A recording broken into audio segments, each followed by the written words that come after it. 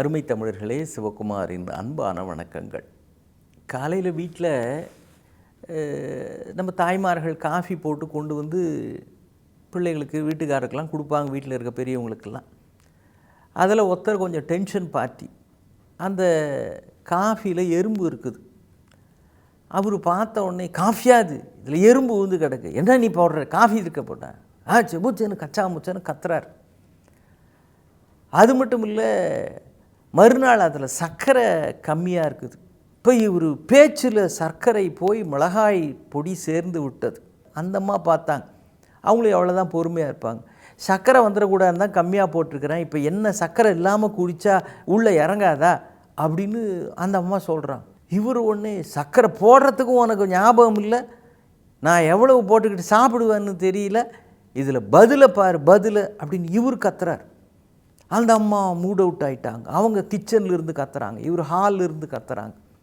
காலை நேரம் என்பது காஃபியில் சர்க்கரை இல்லாமல் போனதால் காலை நேரத்து சம்பவங்களும் இனிமை இல்லாமல் போய்விடுகிறது.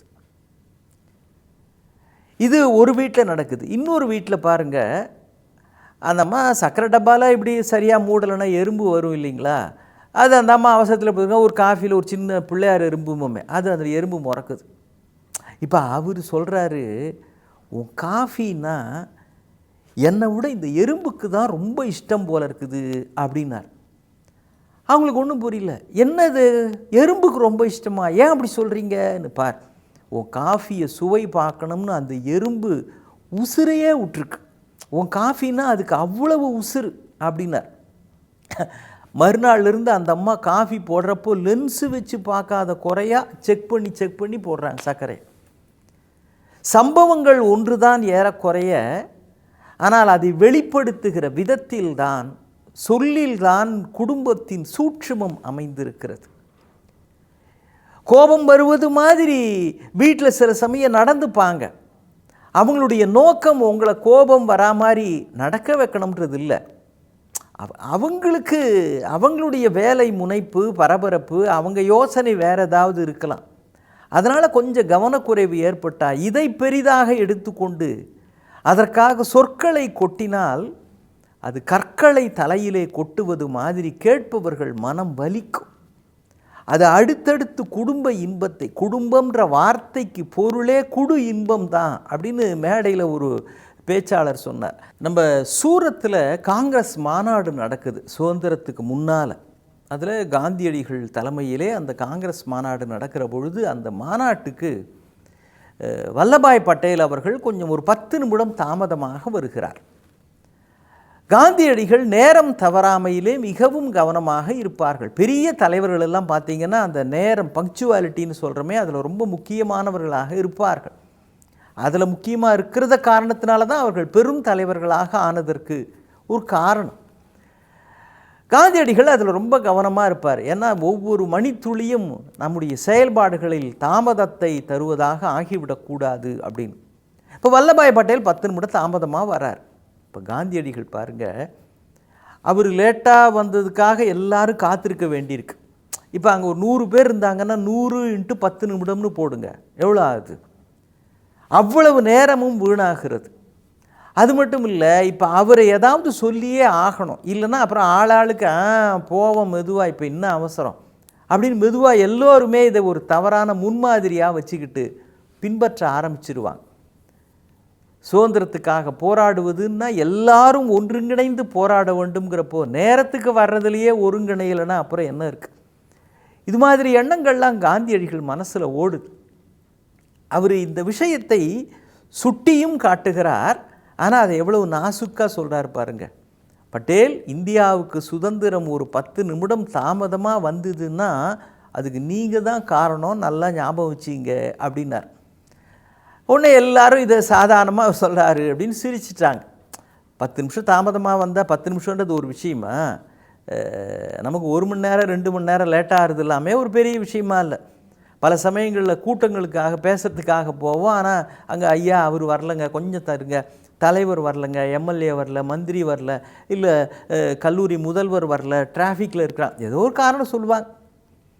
ஆனால் 1/2 மணி நேரம் 1 மணி நேரம் தாமதமாக வந்தால் கூட எழுத்தாப்பில் ஒரு 200 மாணவர்கள் இருக்கிறாங்கன்னா 200 மணி நேரம் வீணாகிறதுன்னு பொருள். அதை பற்றின விழிப்புணர்வுன்றது நம்ம எல்லாருக்குமே பொதுவாக கூட்டம் நடத்துகிறவர்களுக்கு, அமைப்பாளர்களுக்கு, பேச்சாளர்களுக்கு, பங்கு பெறுகிறவர்களுக்கு எல்லாருக்குமே இருக்கணும். சில கம்பெனிஸ் ஆர்கனைசேஷன்லாம் பார்த்தீங்கன்னா ஸ்டாஃப் மீட்டிங் அப்படின்னு போடுவாங்க. ஸ்டாஃப் மீட்டிங்னு எல்லா ஸ்டாஃபும் வந்து அந்த நடக்கிற இடத்துல ஒன்று கூடிடுவாங்க. ஆனால் அந்த தலைமை பதவியில் இருக்கிறவர் ஒரு அரை மணி நேரம் தாமதமாக தான் வருவார். அவர் வந்து எழுத்தாப்பில் இருக்க ஸ்டாஃபுக்கு மட்டும் அட்வைஸ் பண்ணுவாங்க. நீங்கள் நிறைய பேர் ஆஃபீஸ்க்கு லேட்டாக வருதா கேள்விப்பட்டேன், ஹெச்ஆர் சொல்கிறாரு, டைமுக்கு வாங்க, பங்க்சுவாலிட்டி முக்கியம், உங்களால் தான் ப்ரொடக்டிவிட்டி அதிகமாகணும், இப்படிலாம் அட்வைஸ் பண்ணுவார். அவர் வந்ததே லேட்டு. இது இயல்பாகவே நமக்குள்ளே கலக்க வேண்டும். ஆனால் இதை கடுமையாகவும் சொல்லக்கூடாது. அப்புறம் அந்த காப்பியில் விழுந்த எறும்பு கதி தான் நமக்கு ஆகும். அக்பர், பேரரசர் அக்பர், உங்களுக்கு தெரிஞ்சிருக்கும், வரலாற்றில் படிச்சிருப்பீங்க.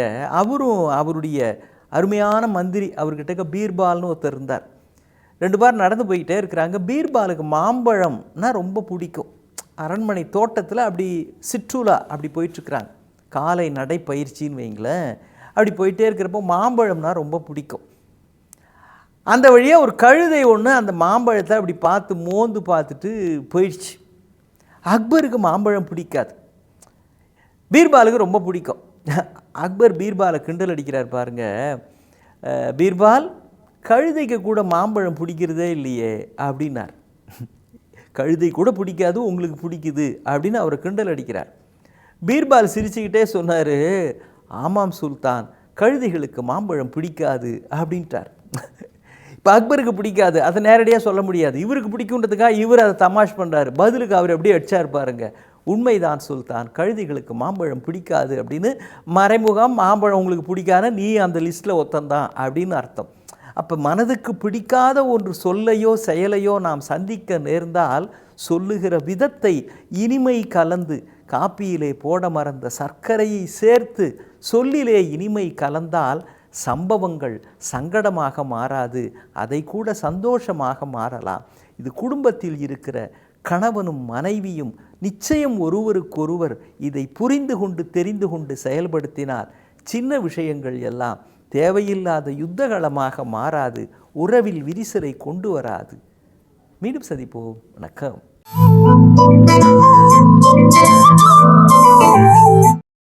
இன்னும் பல வீடியோக்களை காண சன் லைஃப் சேனலை சப்ஸ்கிரைப் பண்ணுங்க.